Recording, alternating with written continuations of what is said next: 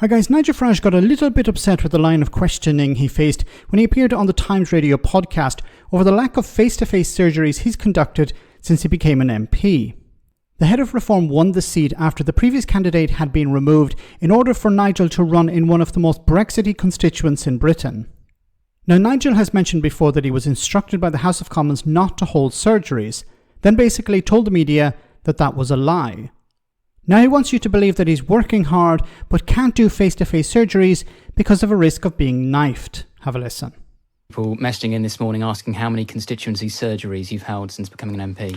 Lots. In fact, we had one yesterday. We're trying to help pensioners who could qualify for pension credit get through the 243 questions needed. So plenty. If you're asking me, have I done David Amos style, please everyone come in and bring whatever you want with you? No. But am I speaking to people every single day? Yes.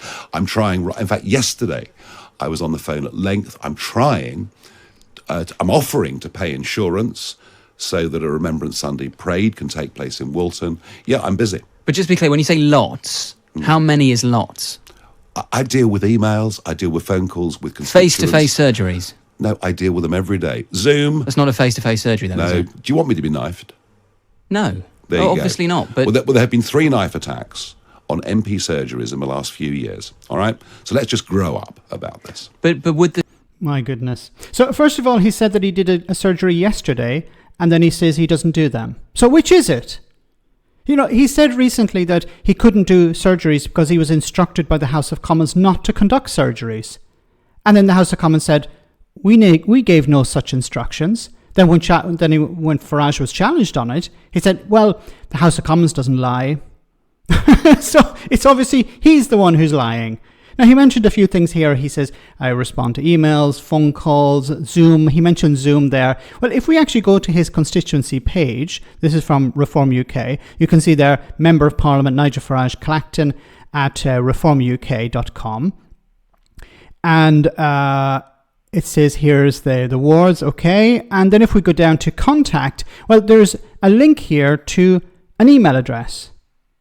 No phone number, no information of when the surgeries are held. He says that he does surgeries, and then he says he doesn't, so I'm not sure which way he's going on this. But he mentioned he did a surgery yesterday. But how do we find out this information? Because there's nothing on the page about when the surgeries... Because normally an MP would have information on their constituency page saying this is when the surgeries take place, every Saturday morning, for example, from 12 to 1 or whenever. Here's a way to contact them, a phone number for the office. You don't have to give out your private phone number, of course, and then an email address. But there's nothing here about Zoom calls. There's nothing here about phone calls. So are we to believe Nigel Farage is telling the truth? He said before that he couldn't hold surgeries because he was told not to, and that turned out to be untrue. So once again, he's claiming, well, I am meeting with members of the public, my constituents, and then he mentioned something about insurance for a parade. Like, if we notice, he rarely, if ever, raises a point that's relative to Clacton in the House of Commons.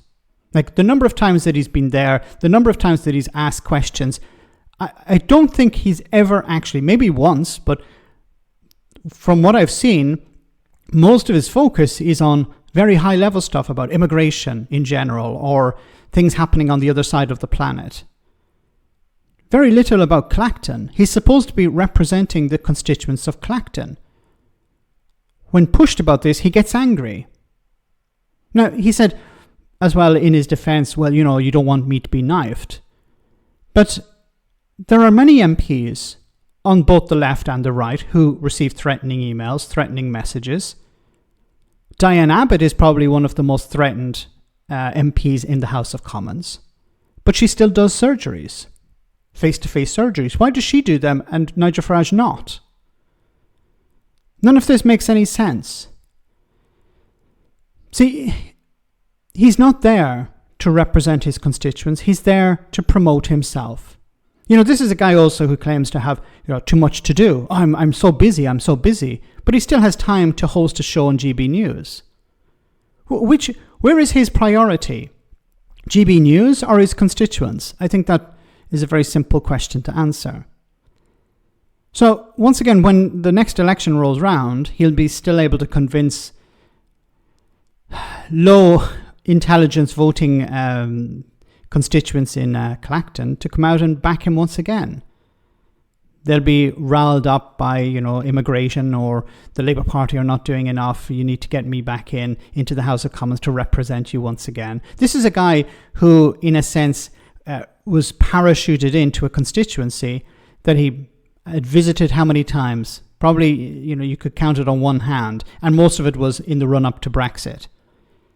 He doesn't care about the people of Clacton. He never did, he never will. It's all about him. Let me know in the comment section, guys, what you think. As always, your comments are greatly appreciated. Thanks a lot.